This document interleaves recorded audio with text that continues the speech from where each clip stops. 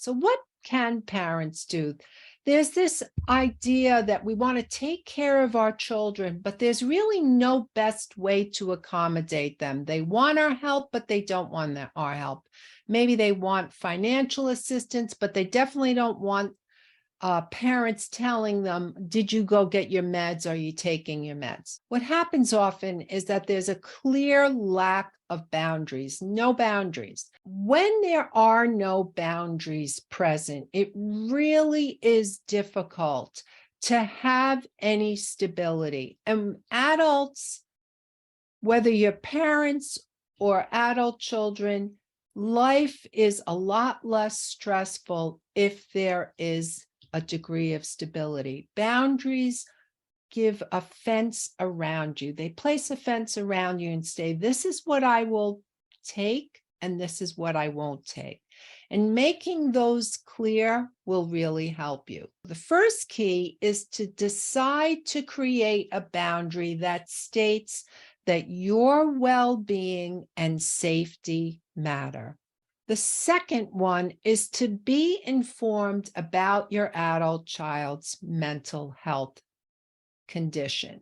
So this is really important. You're going to want to know what they are experiencing, not because you're going to micromanage them, but because you want to empathize with what's going on for them. No one ever chooses to have a mental health diagnosis. No one. The third thing is to set a boundary of what you will and will not accept. For example, let's say that your adult child has a habit of screaming at you or erratic, angry behavior. You don't need to accept that because you're worried about your adult child's well-being. So this is setting a boundary of what you will and you will not accept. The fourth thing is to create a boundary of what you will accept from your adult child and how you will support them, but also keeps you from harm's way. For example, if your adult child is erratic in their behavior and they tend to yell at you, and this yelling causes you so much stress that it's making you sick, you're in harm's way. So creating a boundary that states, if you want to contact me, I would love to hear from you. However, you're going to need to text me. I'm not going to take your phone calls if you're going to yell at me. This is good for you. The fifth thing is to learn communication skills so you can say this in a way that it can be received. So what am I talking about here? So for example, you're upset about something, your adult child is upset about something.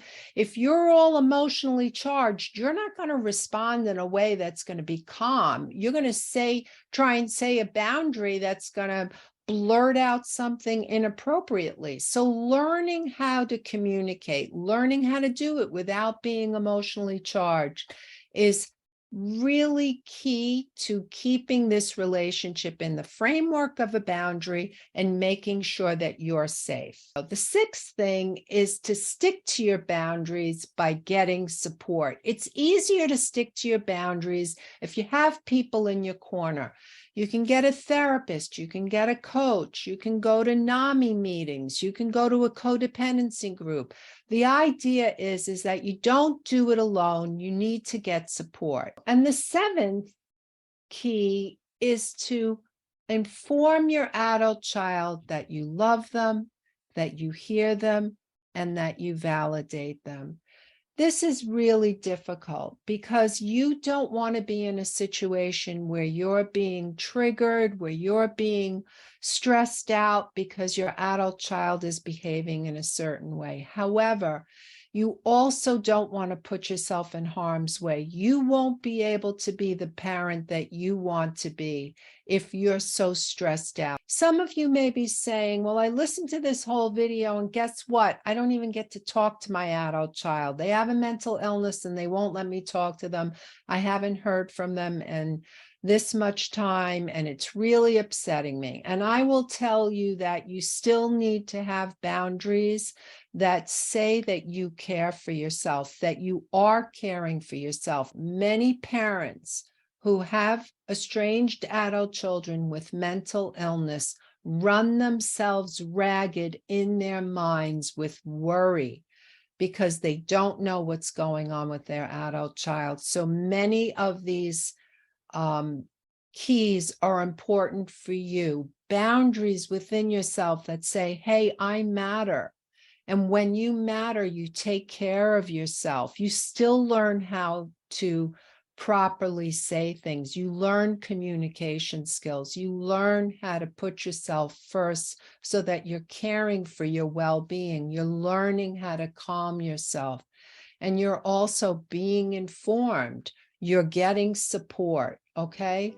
So I hope this video has been a help to you. Please leave me a comment and tell me what I missed. What is it you want to know about when it comes to estranged adult children and mental illness?